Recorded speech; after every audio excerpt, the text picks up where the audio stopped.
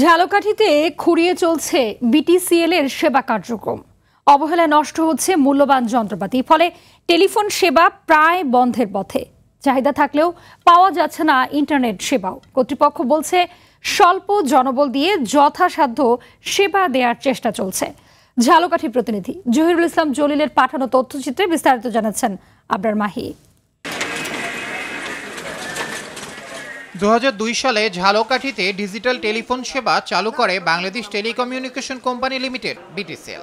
Mobile ফোনের বিস্তৃতির কারণে চাহিদা হারিয়েছে একসময়ের যোগাযোগের জনপ্রিয় মাধ্যম টেলিফোন। সরকারি অফিস আদালত ছাড়া তেমন কোথাও নেই কপার ফোনের সংযোগ, এমনকি বাসা বাড়িতেও।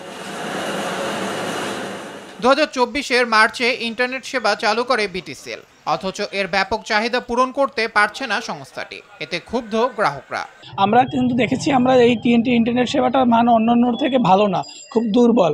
আমাদের দেওয়ালে ভাঙ্গা দেওয়াল, তার উপরে তার কাটা নাই, বাচ্চা ছেলেপেলে সবসময় যাওয়া আসা করে। অনেক সময় ফোন দিলে তারা বলে রাউটার নেয়, বিভিন্ন সমস্যা সার্ভিসের সমস্যা দেখায়। ঝালকাঠি যে কয়টা উপজেলা আছে সব জায়গায় এখন পর্যন্ত টিএনটি লাইন পৌঁছায় নাই। আমরা চাই এই টিএনটি লাইনগুলো প্রতি ঘরে ঘরে গ্রাহকের মাঝে পৌঁছাই দেয়। জনবল কম থাকার পাশাপাশি মোবাইল টেকনোলজির উন্নয়নকে দায়ী করে সাধ্যমতো সেবা দেওয়ার কথা জানান এ কর্মকর্তা। বর্তমানে গ্রাহকের চাহিদা রয়েছে মোটামুটি অনেক ভালোই, কিন্তু চাহিদা অনুযায়ী আমরা সময় মতো সংযোগ প্রদান করতে কিছুটা পিছপা হওয়ার প্রয়োজন দরকার হয়। এই জন্য আমাদের লোকবল সংকট রয়েছে। ঝালকাঠিতে টেলিফোনের সংযোগ রয়েছে 651টি।